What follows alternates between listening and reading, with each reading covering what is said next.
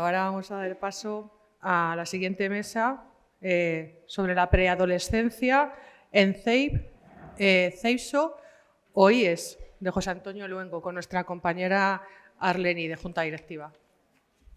Buenos días a todos y a todas. Queremos dar las gracias a José Antonio Luengo, al profesor José Antonio Luengo, ha sido colaborador de la FAPA con las actividades y lo tenemos ahora en el 21º encuentro de experiencias. El funcionamiento es funcionario docente, catedrático de enseñanza secundaria en la especialidad de orientación educativa, licenciado en Psicología por la Universidad Complutense de Madrid, psicólogo sanitario y experto en psicología educativa y en la actividad física y del deporte. Es vicepresidente primero del Consejo General de la Psicología de España y en los últimos 5 años fue decano del Colegio Oficial de la Psicología de Madrid. En los últimos 3 años fue coordinador del equipo de apoyo socioemocional dependiente de la Subdirección General de Inspección Educativa y en la actualidad es coordinador de la Unidad de Formación e Investigación en Salud Mental del ISMIE. Durante 12 años ha sido profesor en la Facultad de Educación de la UCM y en la Facultad de la Educación de la Universidad Camilo José Cela de Madrid. Es docente de los planes de formación para el profesorado de la Consejería de Educación de la Comunidad de Madrid, Instituto Superior Madrileño de Innovación, Educación y Centros Territoriales de Innovación y Formación. Durante 10 años, del 2002 al 2012, desarrolló su actividad profesional en el Defensor del Menor y en la Comunidad de Madrid de 2002 a 2010 como secretario general de la institución, como jefe del gobierno técnico de la misma y como defensor del menor en su última etapa. Autor de publicaciones relacionadas con la infancia y la adolescencia y el sistema educativo. Las últimas se detallan las más recientes. Pueden consultarse en el currículum vitae antes citado en el CV. El plan de convivencia en los centros educativos, guía de recursos y procedimientos para su elaboración. José Antonio Luengo, 2019. El acoso escolar y la convivencia en los centros educativos, guía para el profesorado y las familias. El dolor adolescente en 2023. Ya está. Todavía queda. Pero ahí está bien. Pero ahí está bien. Pues muchas gracias. Bueno, muchas gracias por tu cariñosa presentación. Lo bueno que tiene ser el segundo ponente es que uno tiene la oportunidad de recoger cosas de la primera ponencia y juega con ventaja. Bueno, también tiene sus desventajas, pero en principio juega con ventaja. La idea con la que he trabajado fundamentalmente en esta presentación que quiero hacer a todas vosotras y a vosotros, tiene que ver con el hecho, con un hecho incontestable, y es que los sistemas son lentos, muy lentos, excepcionalmente lentos, a veces muy torpes, pero siempre bien intencionados. Digo esto porque aquí se ha estado haciendo alguna referencia, siempre interesante, a leyes del 70. Bueno, yo tuve la oportunidad de trabajar en la del 90. Y os voy a contar una anécdota que muy poca gente sabe. Cuando estábamos, bueno, era un mindundi, bueno, lo soy ahora también, pero en aquel entonces era mucho más joven y estaba aprendiendo. Pero cuando estaba a punto de salir, esta la conocida, bueno, la LOCSE, la Ley Orgánica General del Sistema Educativo, el Ministerio trajo a un experto, un alto dignatario del conocimiento en materia educativa, de enseñanzas, de reforma de sistemas británico. Y durante 2 horas estuvo exponiéndonos que España se planteaba un reto sustantivo al elaborar una reforma del sistema educativo. Estamos hablando de 1990, esto era 1989, y es decir, 20 años después de la promulgación de la última ley, y que tenía un reto por delante magnífico, con una sociedad cambiante, con un mundo que había cambiado, etcétera, etcétera. Este alto inspector de educación estuvo 2 horas hablando, ponderando de una manera favorable el esfuerzo que se estaba haciendo en la concreción de esta ley. Hay que recordar que fue la ley que extendió de los 14 a los 16 la enseñanza obligatoria, que bajó de una manera definitiva a los 0 años también la idea de la educación con una perspectiva plena, consideró que todos los chicos y chicas eran educables, por lo tanto las necesidades educativas especiales se consideraban contextos educativos, amén de otras cosas. Pero este hombre, después de las 2 horas, dijo: tienen ustedes un proyecto de ley fantástico, pero se van a encontrar con un problema. Yo ahora he hecho un silencio, pero él permaneció mucho más tiempo callado, hasta el punto de que todos decíamos cuál va a ser el problema. Y dijo: imagínense ustedes que hay una hecatombe nuclear en el planeta, pero el daño no afecta a las personas, a sus tejidos, a sus huesos, sino que afecta a las estructuras, a los edificios, al cemento, a los hierros. El ser humano estaría en grandes explanadas sin saber muy bien qué hacer. Dijo él: menos unos, los maestros, que en el momento en que encontrasen un trozo de madera, un palo, harían un rectángulo y dirían: este es mi aula y el que entre aquí es mi alumno. Esto lo dijo en el año 1989. Podemos hablar de las necesidades que tenemos en los centros, de la necesidad de adaptarnos a las estructuras, mejorar las estructuras, flexibilizarlas, flexibilizar la organización de las etapas, de los contextos donde se ubican las etapas, pero mientras no consigamos que las aulas no sean células encapsuladas, sino que formen parte de un proyecto común, lo vamos a tener francamente difícil. A lo largo de estos 45 minutos hablaré también de algunas cosas, pero quiero introducir una lectura muy rápida de este libro, La generación ansiosa, que recomiendo ansiosamente, de Jonathan Haidt.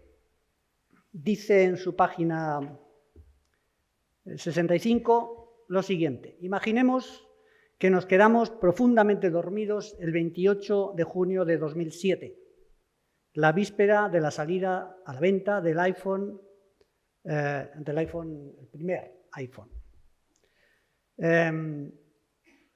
Como Rip Van Winkle, el protagonista de un cuento de Washington Irving de 1819, nos despertamos 10 años después y miramos a nuestro alrededor.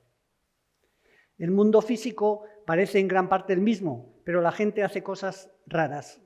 Casi todos ellos tienen en la mano un pequeño rectángulo de vidrio y cada vez que se paran, se encorvan para mirarlo fijamente. Lo hacen en cuanto se sientan en el tren o entran en un ascensor o hacen cola. Hay un inquietante silencio en los lugares públicos e incluso los bebés están callados, hipnotizados por estos rectángulos. Cuando oímos a la gente hablar, muchas veces parece que habla sola, mientras llevan unos tapones blancos en los oídos.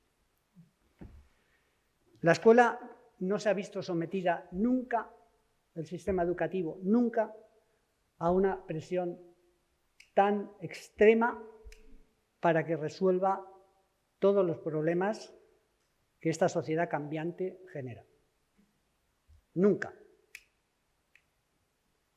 Nunca. Déjenme que les lea un texto y luego les digo de dónde sale. Desde hace algunos años se asiste a un desarrollo espectacular de la información, tanto en lo que respecta a sus fuentes como a su difusión. Los niños llegan a clase cada vez más marcados por la impronta de un mundo real o ficticio que sobrepasa ampliamente los límites de la familia y del vecindario. Los mensajes de diversa índole, esparcimiento, información, publicidad, transmitidos por los medios de comunicación, compiten con lo que los niños aprenden en las aulas o lo contradicen. Estos mensajes están siempre organizados en breves secuencias, lo que en muchas partes del mundo influye negativamente en la duración de la atención de los alumnos y, por tanto, en las relaciones dentro de la clase.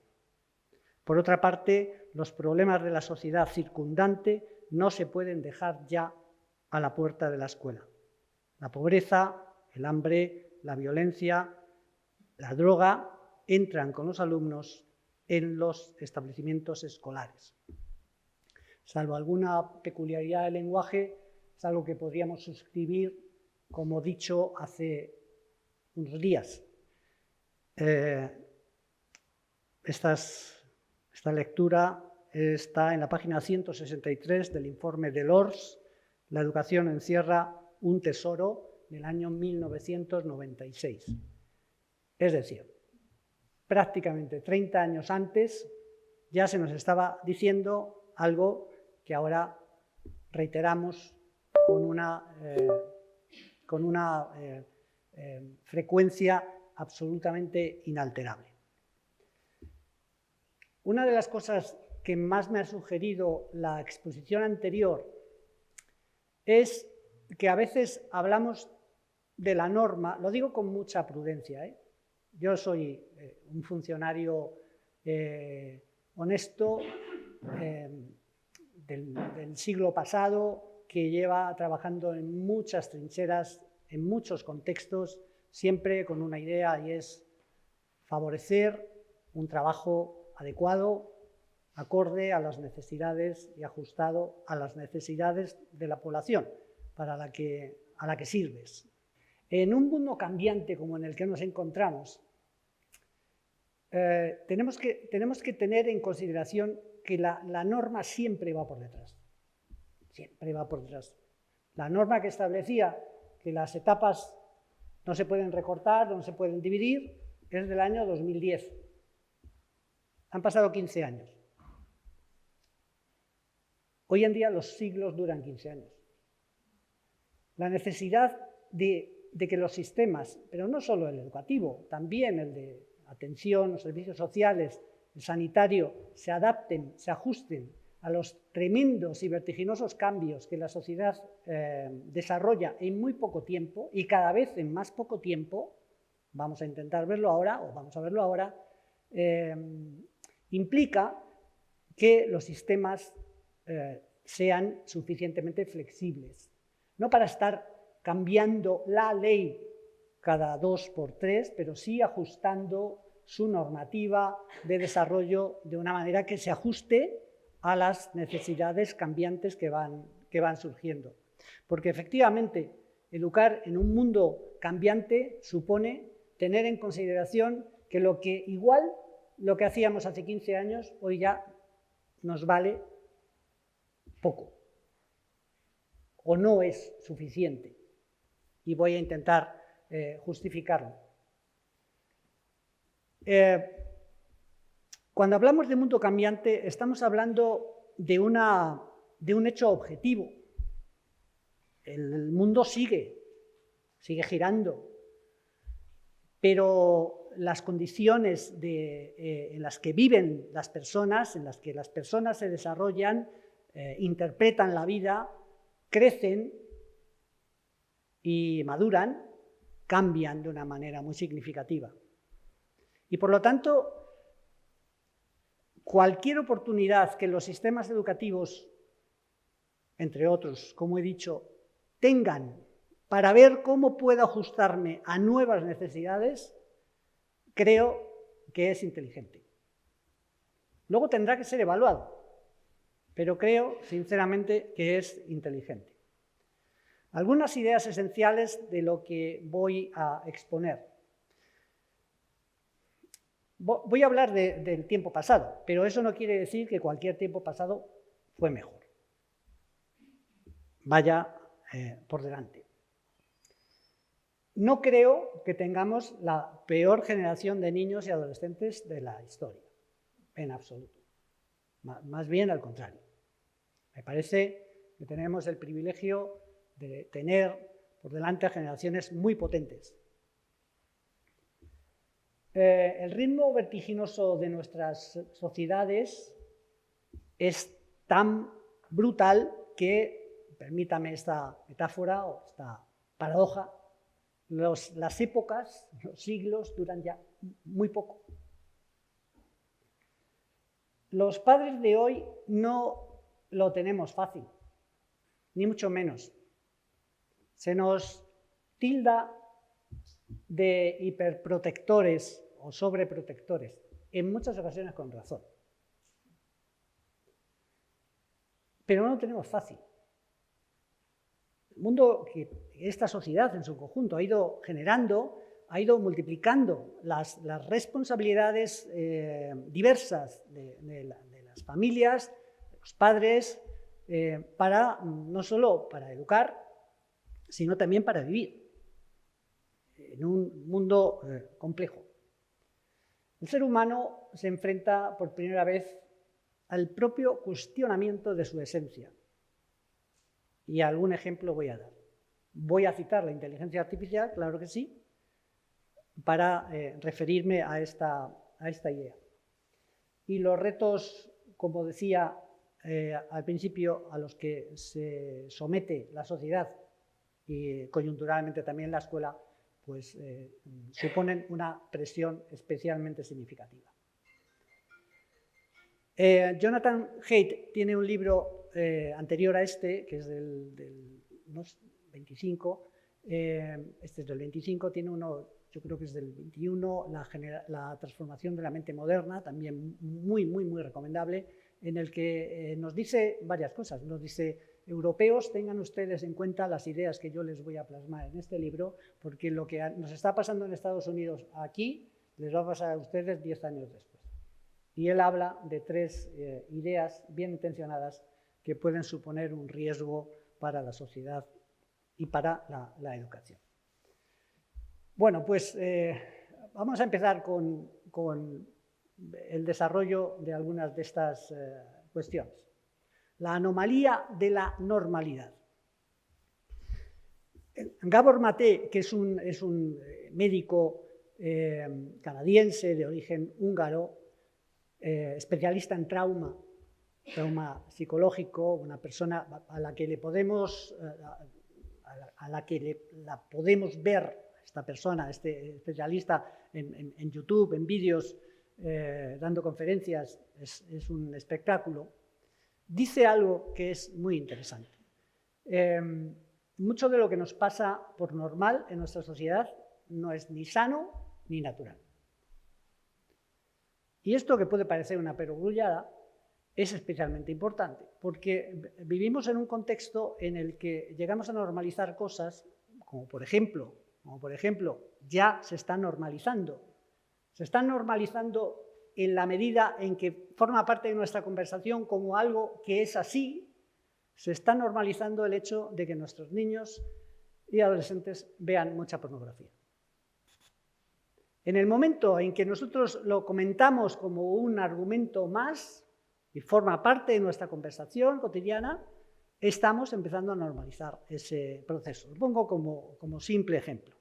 Pero es especialmente importante que veamos que los diagnósticos que hacemos a veces en las sociedades, a la sociedad le pasa esto, este es su problema, estos son sus retos, estas son sus responsabilidades, no dejan de identificarse con análisis que funcionan como una fotografía fija, que nos muestran una imagen, pero perdiendo de vista en muchas ocasiones el contexto.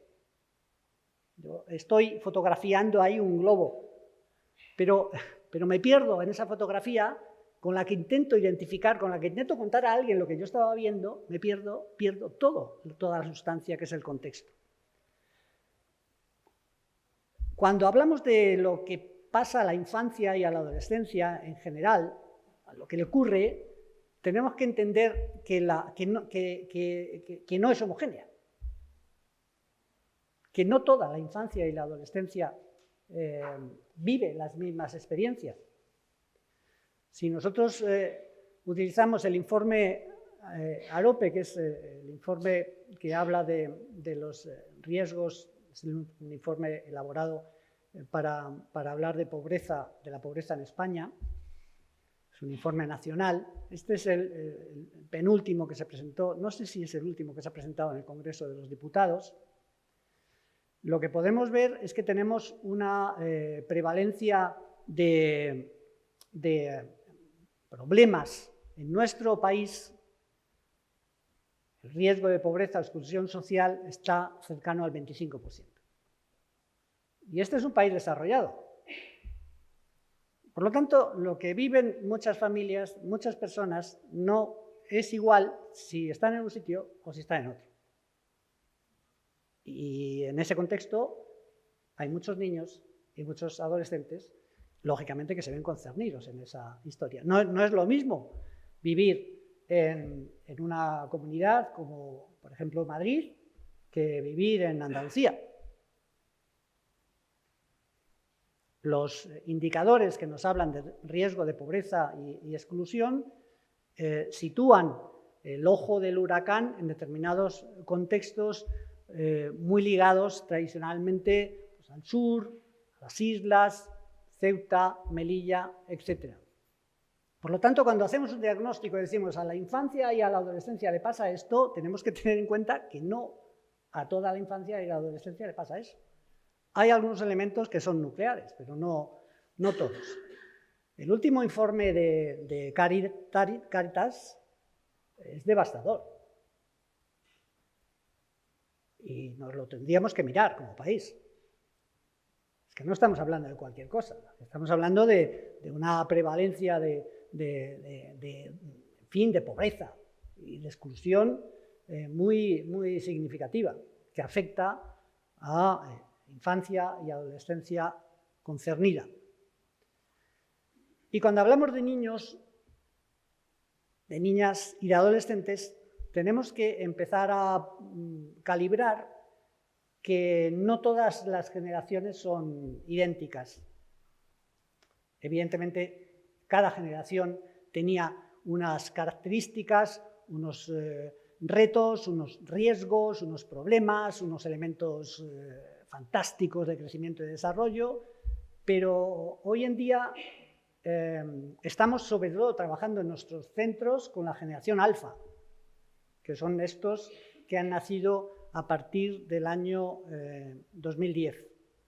También estamos trabajando con alguna franja de población de la población Z. Y la población alfa tiene unas características muy significativas, que a veces pueden quedar reducidas un tanto maquiavélicamente, ¿no? con imágenes como las que ahí les muestro, pero que no se escapan en muchas ocasiones de la realidad. Por lo tanto, no es lo mismo hablar de la generación Z, no es lo mismo hablar de los que han nacido en el año 1995 hasta el año 2010 que hablar de los que han nacido en 2010. Porque el mundo ha cambiado mucho, porque la sociedad ha cambiado mucho. Vamos a seguir viéndolo. Pero aparece el concepto de vulnerabilidad casi con permanencia inquietante cuando hablamos de niños y de adolescentes. Y está bien porque es una franja de población vulnerable, pero es una franja de población vulnerable porque está creciendo, no porque le falte algo, no porque le falte un hervor, no porque sean descerebrados, sino porque está creciendo. Y crecer es muy duro. Se nos olvida. Se nos olvida porque cuando somos bebés vivimos cosas que luego no recordamos, afortunadamente. Cuando somos niños, con 4 o 5 años, empezamos a generar ya recuerdos que luego vamos a poder capturar, sobre todo muy asociados a las fotos. Pero crecer es algo complejo porque es la lucha permanente contra la adversidad, contra la dificultad, contra el no entender. Y lo que los preadolescentes y adolescentes no entienden es qué les pasa. ¿Qué me pasa? Pues si a mí antes me encantaba sentarme con mi madre a ver una película y cogerle la mano. Y ahora me sigue encantando, pero que no se entere nadie. Pero si a mí antes me encantaba que me diera un beso en la puerta del colegio, y me sigue encantando, pero que no se entere nadie, que no lo haga. ¿Qué me pasa? ¿Por qué cambio? No sé si recordáis ese momento en que uno le explica a su hijo varón, oye, algún día tú te vas a levantar por la mañana y vas a notar, en fin, que tienes una sustancia pegajosa en torno a tus partes nobles.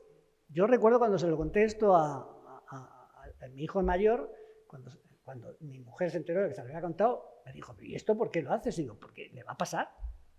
Pero claro, la cara de mi hijo era un poema. Una cosa pegajosa. Pero ¿y eso por qué es? Y claro, uno llega a darse cuenta de que en el momento en que abre el melón, no para de recibir preguntas y demás. Es una etapa especialmente vulnerable. Pero no es verdad eso de que aquí están los vulnerables y aquí están los seguros. Todos nosotros somos vulnerables, porque todos nosotros somos susceptibles de vivir experiencias que nos tumban y que 10 minutos antes no esperábamos. Y ahí está también la vulnerabilidad. La vulnerabilidad no solo es estructural, es también sobrevenida, o puede ser sobrevenida. La adolescencia, se habla tanto de ella. Hay todavía quien dice, hay que mirar el diccionario terminológico, que adolescencia, esta palabra viene de un verbo latino que significa adolecer, que le falta algo para. Pero no es verdad. El verbo del que emana esta palabra castellana significa crecer, adolescere, crecer. Y es mucho más bello, porque efectivamente se ajusta a la realidad. Pero la adolescencia, que es una etapa vulnerable, la preadolescencia, la adolescencia,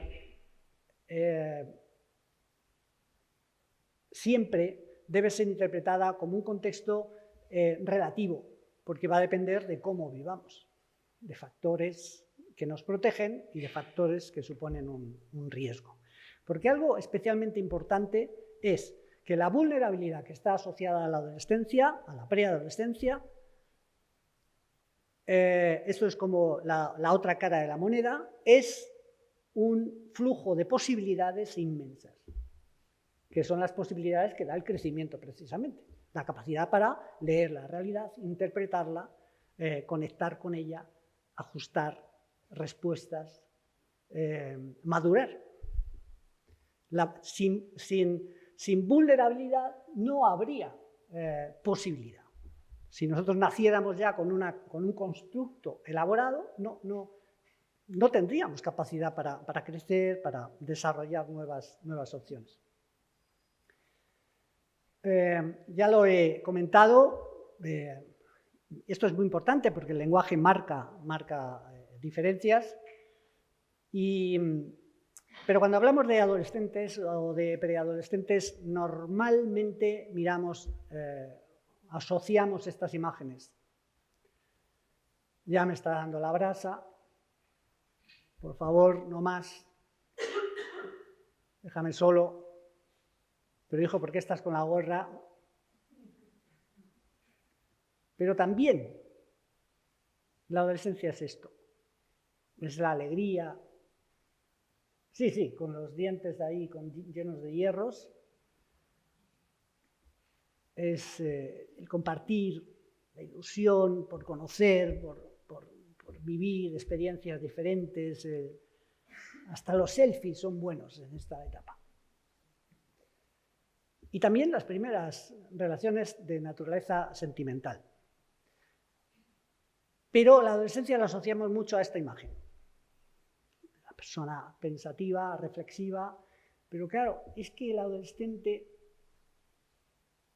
cuando piensa, dice, madre mía, el marrón que tengo por delante.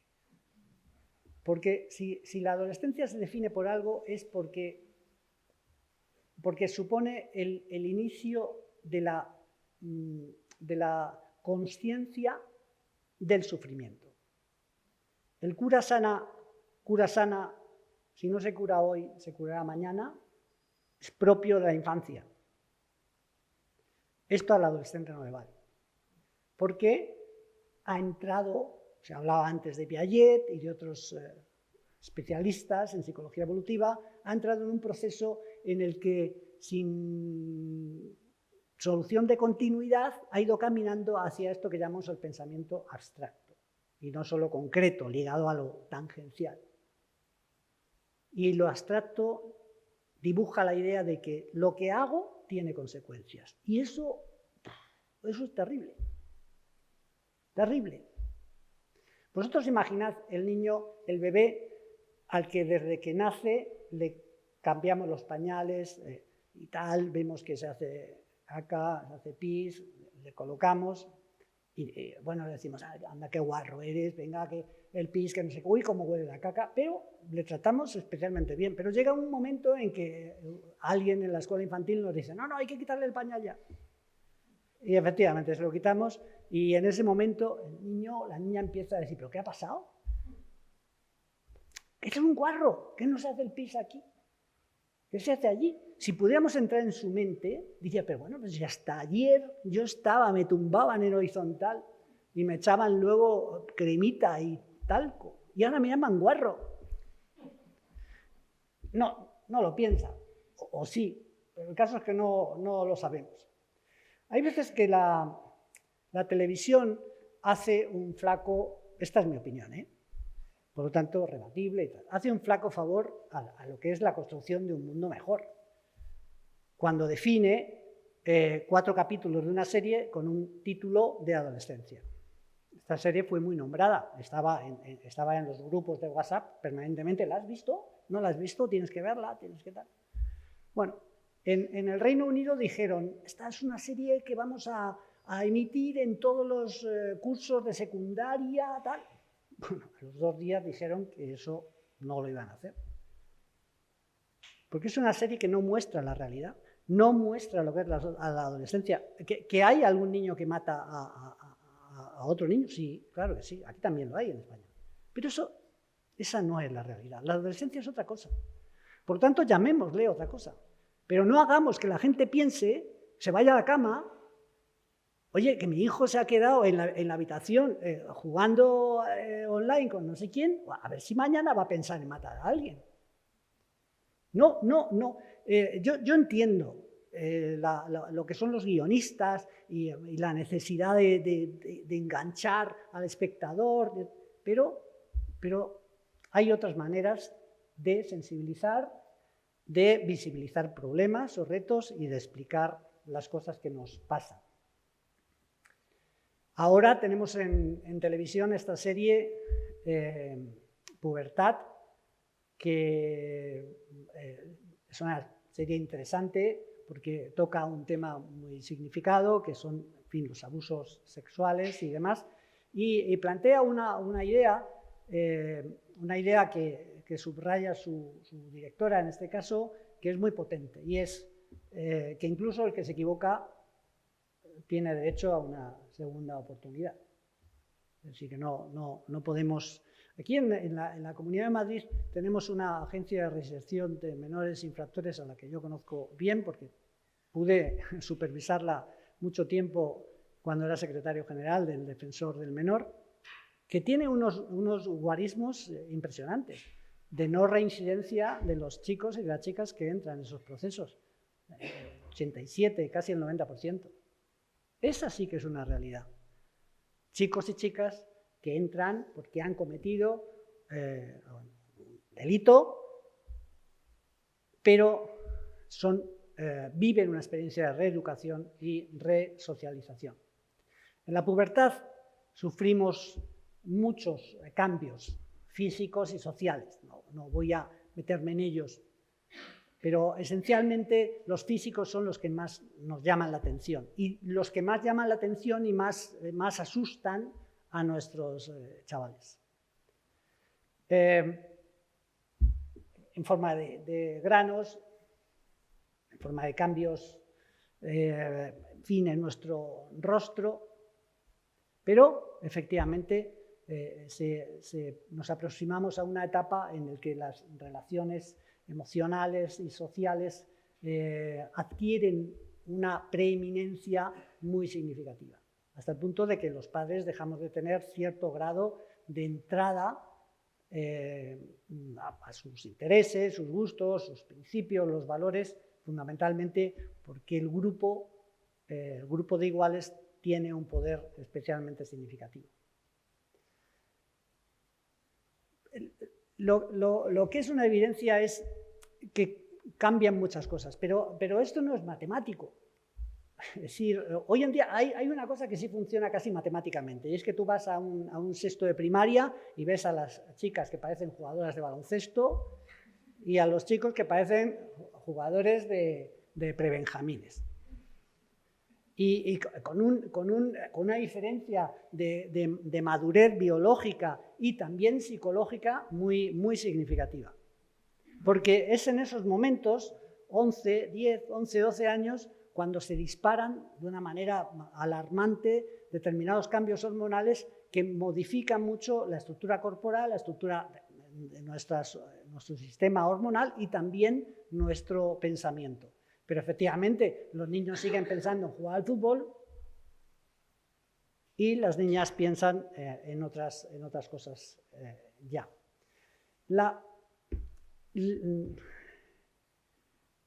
Voy bien de tiempo. ¿Me queda un cuarto de hora? ¿20 minutos, Carmen? Más o menos, ¿no? Vale. Bien, una sociedad cambiante como esta se ve sometida a tantos procesos de indagación, de mirada, de profundización y demás, que generan muchas paradojas y muchas contradicciones. Yo tengo un análisis hecho de estas contradicciones o de algunas de ellas, pero dejadme, no me voy a detener, dejadme que me quede en las 4 que aparecen ahí, que yo sé que no se ven muy bien, pero que tienen que ver con la vida familiar.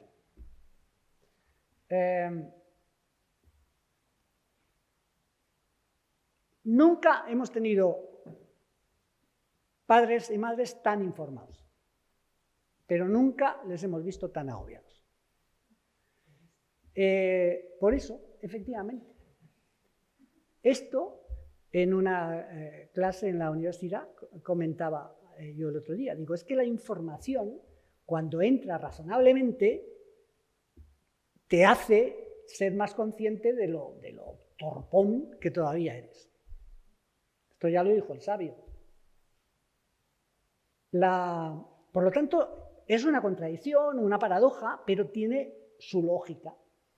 Y es que cuanto más miro, cuanto más escucho, cuando en una de estas actividades de escuela de familias viene alguien así como en paracaídas y os cuenta los 1001 problemas en los que se van a meter vuestros adolescentes, porque uno se va a casa diciendo, madre de Dios, casi mejor no hubiera venido, porque es que me voy acongojado. Y luego llego a casa y miro a mi hijo y digo, madre mía, cualquiera habla con él, cualquiera le pregunta.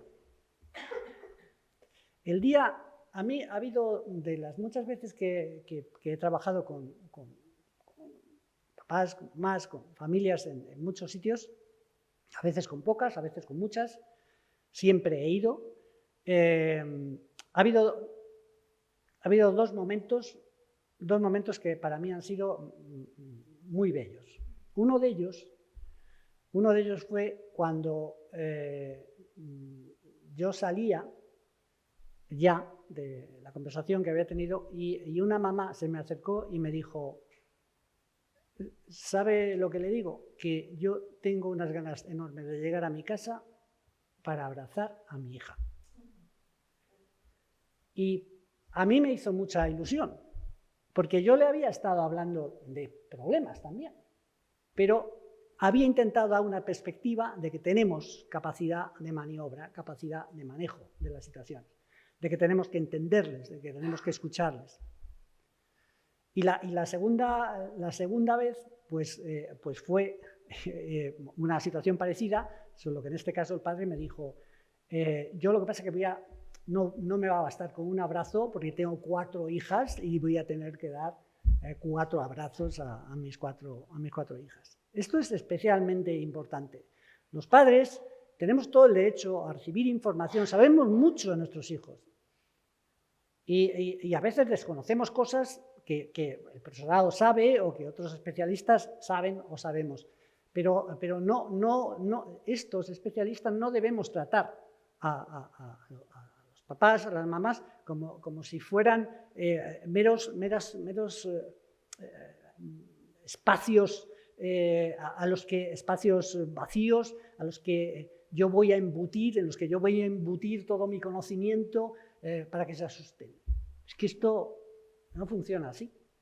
En la vida familiar hay otra paradoja que es muy interesante y es el tema del afrontamiento y la diferencia que hay entre trauma y adversidad. En muchas ocasiones, y hilo con la siguiente, con la que está al lado, con esta idea de que somos padres sobreprotectores, la sobreprotección viene cuando me da mucho miedo de muchas cosas. Y me da mucho miedo de que mi hijo lo pase mal, sufra, llore y se sienta una situación emocional adversa. Y eso es entendible, absolutamente entendible.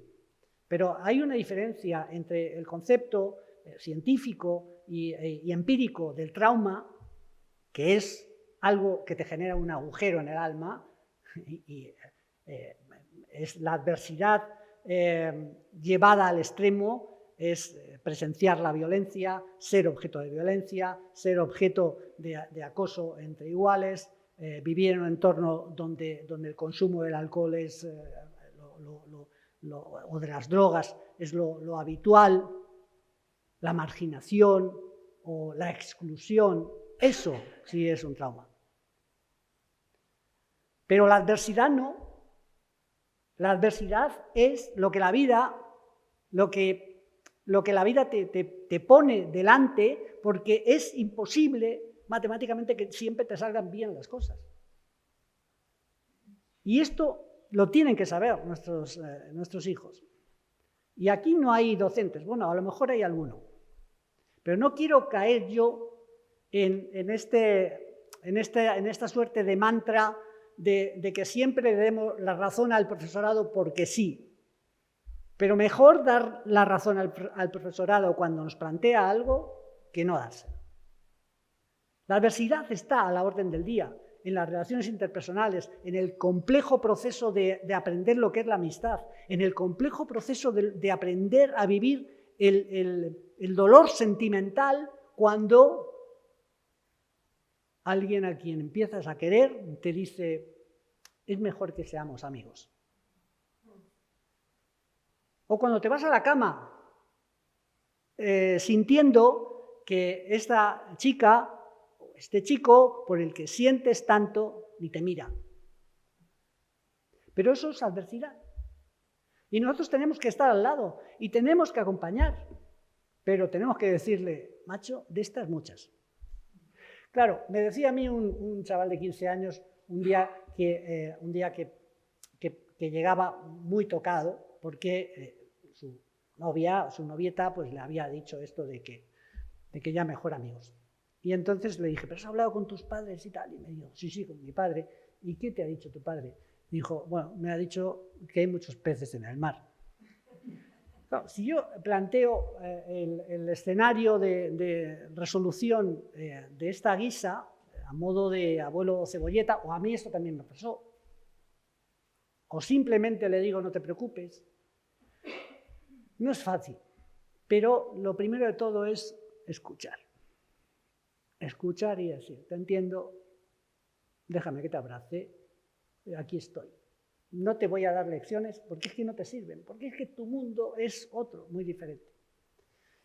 Y luego hay una última consideración contradictoria que tiene que ver con este debate de si las tecnologías han generado, el uso de las tecnologías han generado o no más desórdenes psicológicos en la infancia y en la adolescencia. Pero como voy a hablar de ello ahora, sigo. Un dato que no tenéis seguramente, pero que es una realidad. Después de la pandemia, el número de ingresos en las franjas de población de 0 a 15 años se multiplicó, ingresos hospitalarios en servicios de psiquiatría se multiplicó.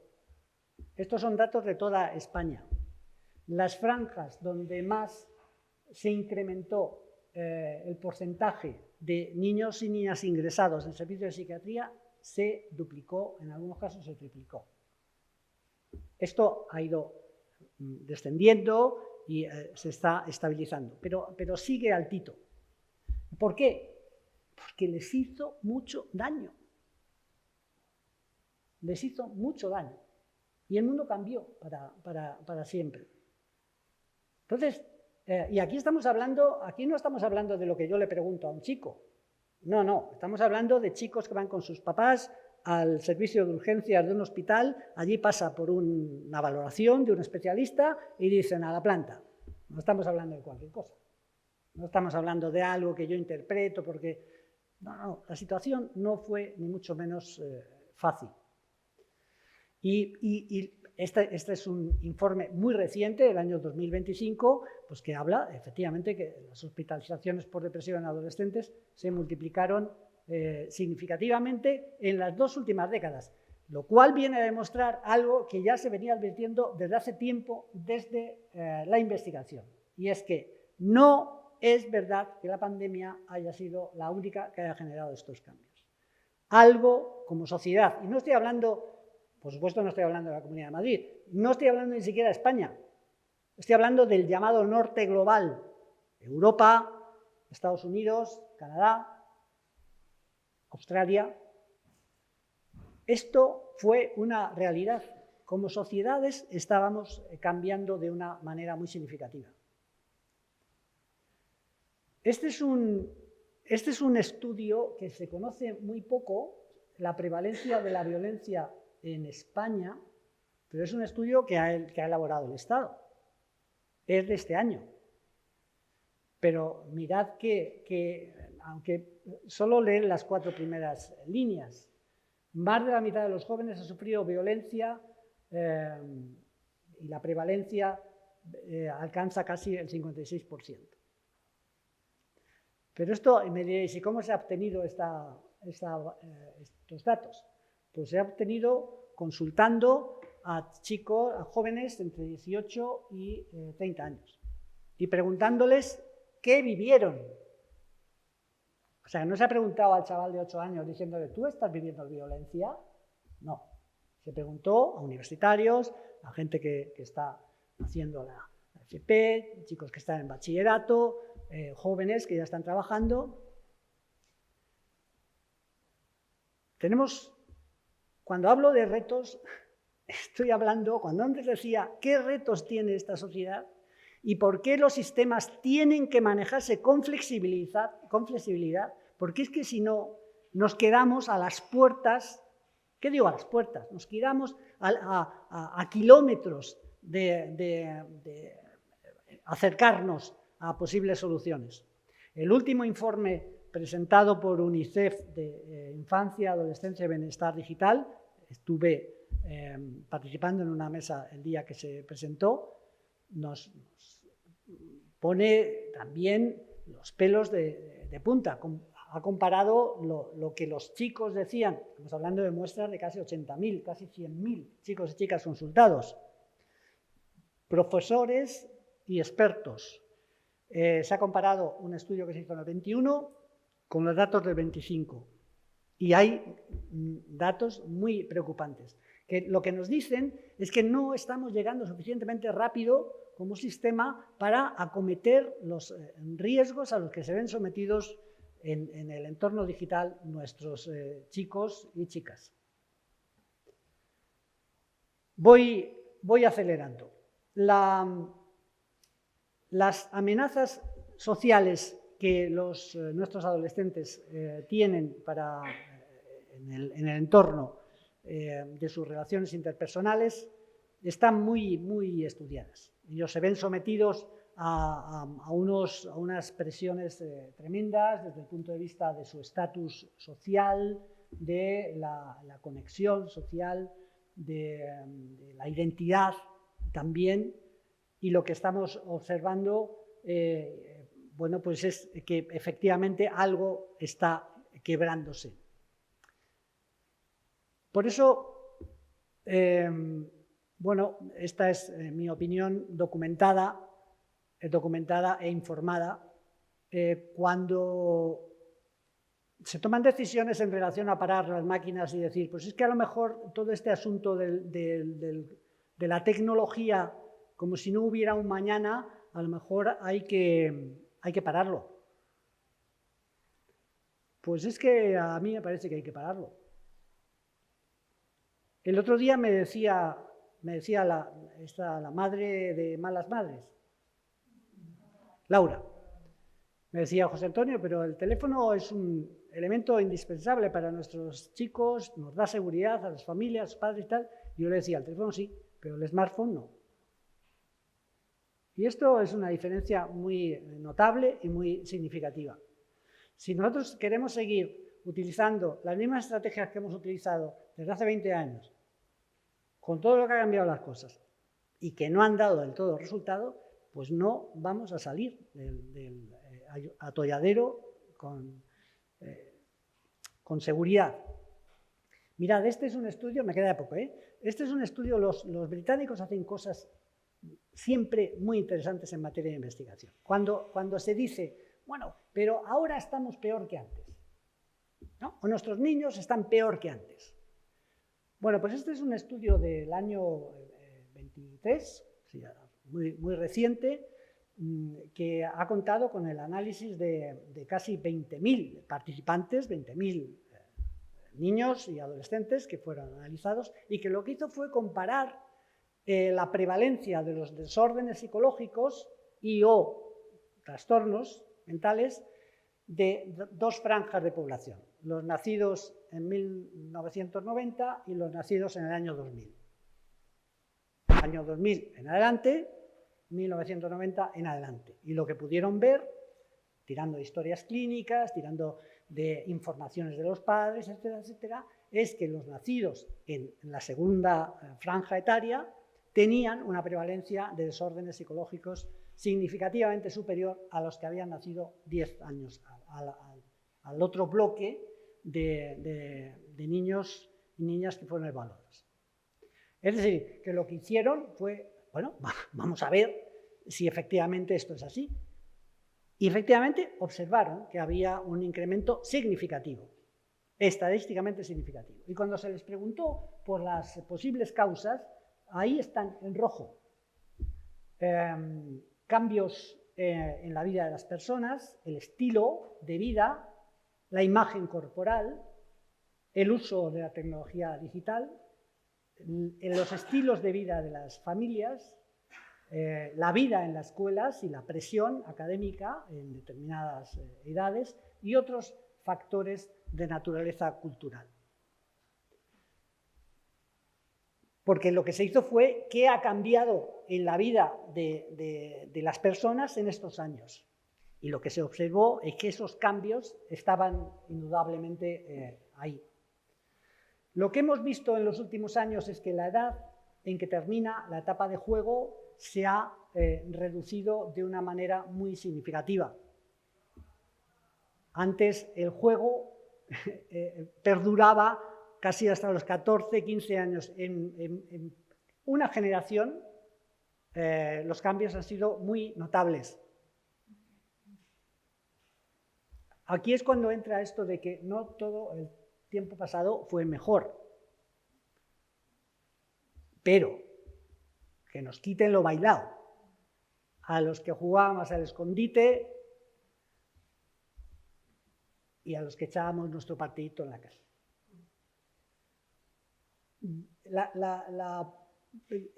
Cuando el tiempo de juego desciende de una manera tan significativa, esto ocurre en un momento además en que hay un cambio hormonal fisiológico muy notable y se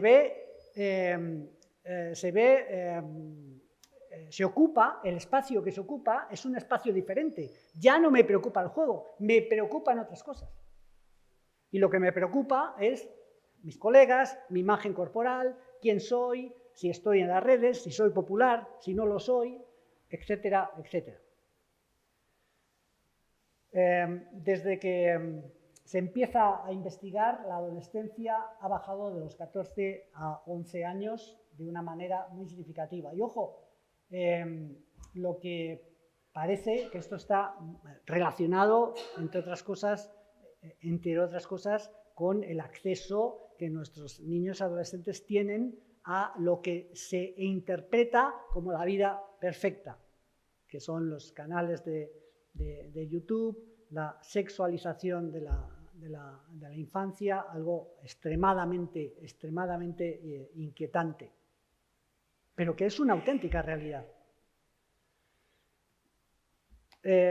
La Sociedad Española de Medicina de la Adolescencia viene señalando también que el incremento de los trastornos de la conducta alimentaria, que no para, que no se detiene, es ya un problema de salud pública y lo va a seguir siendo. Y esto requiere de elementos sustantivos en la organización social y en cómo nos planteamos el modelo que vivimos como adultos, pero también con retos que la escuela debe indudablemente asumir.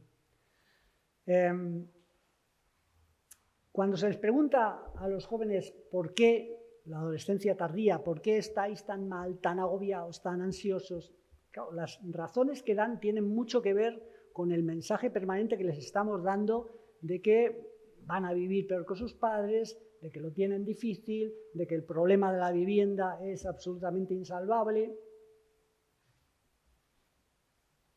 Esto es un elemento muy significativo. Y cuando este es un vaciado que he hecho de los papers, de las investigaciones, de los posts más notables que han salido en estos últimos 3 años, y parece que hay una cierta, en la adolescencia tardía y juventud, una cierta epidemia de insatisfacción, de malestar psicológico, de tiranía de la perfección y de la felicidad. Esto es un elemento muy importante. Esto es probablemente uno de los grandes problemas que tenemos en nuestra sociedad. Mirad hacia dónde caminamos. ¿Dónde aprenden los niños a convivir? Hoy en día es en la escuela. Porque la calle apenas existe como espacio de convivencia y porque el escenario que tenemos de crecimiento de los hogares, fijaos cómo se dibuja. Ese azul, ese negro, son hogares de 1 o 2 personas.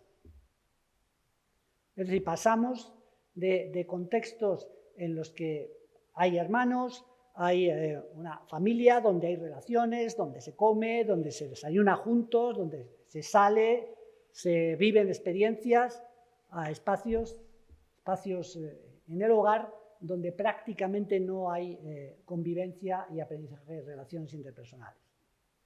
La calle deja de ser un espacio operativo y nos encontramos con, aquí, la realidad que hoy en día nuestros jóvenes, púberes, adolescentes, niños, se encuentran, y nosotros, en la red, ya más máquinas que personas. Esta es la realidad. Esta es la realidad. Y esto sí que no pasó nunca. Por lo tanto,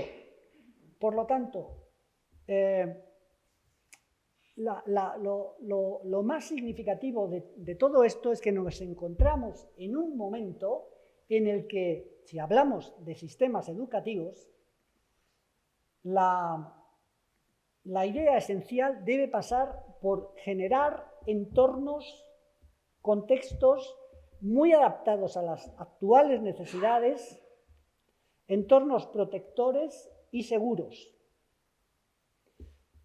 Esto no significa, ni mucho menos, sino más bien todo lo contrario, entornos que generen dependencia o falta de autonomía. No, no, no, pero entornos seguros, donde el profesorado conozca a sus alumnos, donde los chicos sepan que sus profesores les conocen.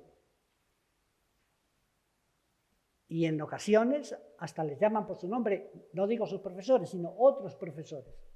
Entornos de convivencia, donde las familias tengan un nivel de participación significativamente superior al que ahora mismo tienen. No todos los estudios de nuestra adolescencia y juventud son desfavorables.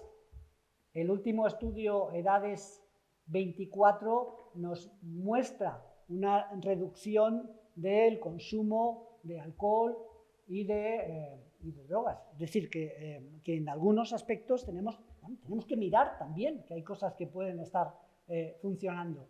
El último cuestionario sobre salud mental, que conoce bien nuestra presidenta, que ha salido, nuestra presidenta de la Ginés de los Ríos, que ha salido del Consejo Escolar de la Comunidad de Madrid, nos plantea unos datos de profesorado, de familias, de chicos y de chicas sobre convivencia, sobre salud mental, que son bastante favorables. En un estudio que se ha realizado hace relativamente poco y que se presentó a primeros de octubre. Pero debemos entender el centro educativo como un espacio protector basado en la idea de los cuidados, donde la convivencia sea efectivamente un motor de cambio, donde el protagonismo de nuestros alumnos se convierta en una herramienta esencial para que los mayores ayuden a los más pequeños y cuiden también de ellos. Un entorno basado en la pedagogía del cuidado, el cuidado de la gente, el cuidado de las personas, la generación de tribus, aulas que sean espacios donde los chicos entiendan que se cuidan, que sus profes les cuidan, que si hay alguien que sufre le vamos a ayudar. Pero esto tiene que ser un principio esencial. Una escuela que se base también, que base sus proyectos en la idea de servir a otros. Investigo sobre cómo ayudar a otros a través de metodologías de aprendizaje y servicio. Una escuela que plantee las prácticas restaurativas y no solo las punitivas cuando hay conflictos o situaciones difíciles en la gestión de la convivencia. En el Consejo Escolar hemos tenido también unas sesiones de trabajo sobre espacios de convivencia. Saldrá el documento, el Consejo Escolar de la Comunidad de Madrid, saldrá el documento resumen dentro de muy poco, en el que yo he tenido la oportunidad de participar y en el que vengo a decir, entre otras cosas, que los espacios son importantes, pero que tan importante es el clima o el ambiente que yo genero en esos espacios y, sobre todo, los modelos de comportamiento, de conducta, de gestión de las situaciones difíciles que yo planteo. Y mirad, esta es una imagen que, por supuesto, yo os voy a facilitar. Es una construcción que yo he elaborado de cómo es un entorno seguro. ¿De qué cosas tiene que tener un entorno seguro en la escuela? Un contexto en el que los chicos tengan oportunidad de hablar de sus problemas y de sus dificultades. Un contexto donde haya ejemplos de gestión de conflictos basados en la restauración, en la petición y solicitud de perdón. Un contexto donde, esto es muy importante, no ha salido antes, no sale nunca, donde los sistemas entiendan que hoy en día la figura esencial, sobre todo a partir de los 12 años, antes lo es, pero antes lo tienen, es el tutor.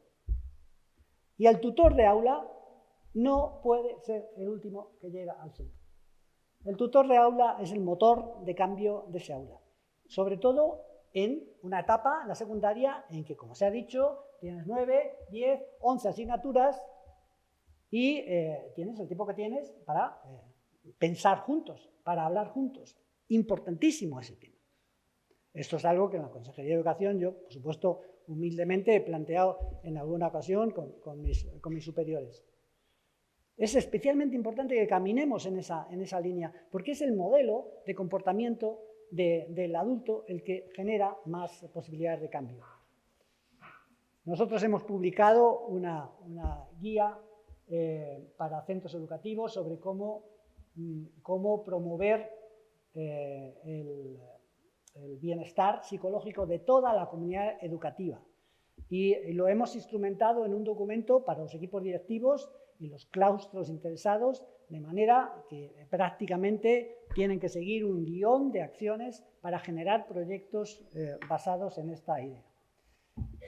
Porque la idea está asentada en el concepto de apoyo social percibido, de resiliencia colectiva. El débil, el que sufre, el vulnerable, claro que le podemos pedir que construya capacidades y habilidades para afrontar, pero somos los que estamos a su alrededor los que podemos garantizar que esa persona salga de ese atolladero, de ese abismo, de esa dificultad en la que se encuentra. Y el lugar es importante, y ya con esto acabo. El lugar donde están nuestros hijos es importante.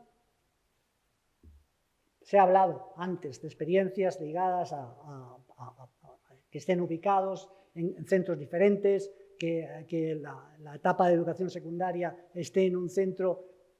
La experiencia que yo tengo de desarrollo de los CIIPSOS es excelente. Por el contacto que he tenido con los equipos directivos, por el contacto que he tenido con los claustros, por el contacto que he tenido con los chicos y con las chicas cuando hemos trabajado en determinados talleres y demás.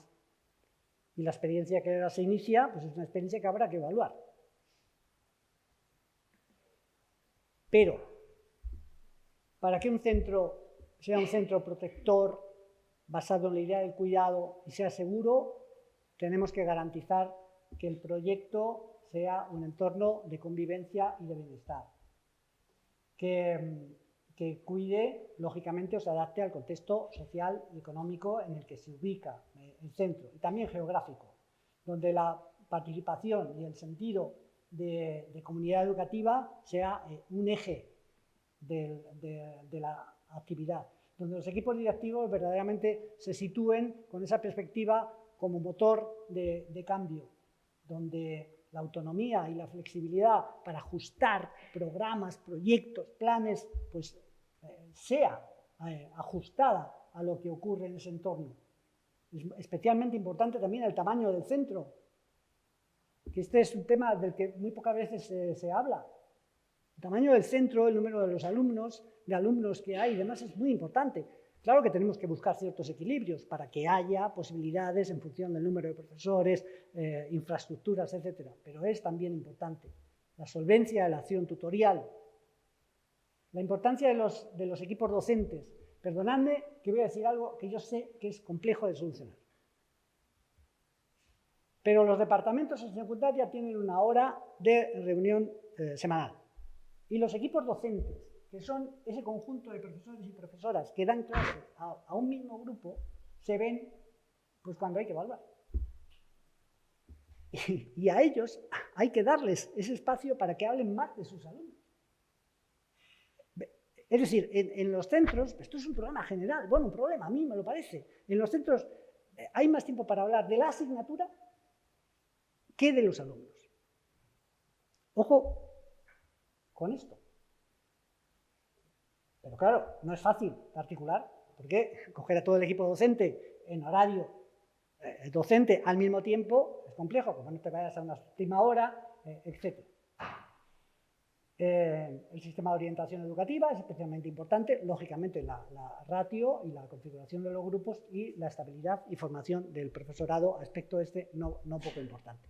Es decir, estos sí que son indicadores allá donde se ubique el centro, allá donde se configure, cómo se configure, indicadores que sí nos van a dar garantías de generar un entorno seguro para atender a este marco de población infanto-adolescente y en algunas ocasiones ya joven, que viven en un mundo que hace 5 años ni estaba ni se le esperaba.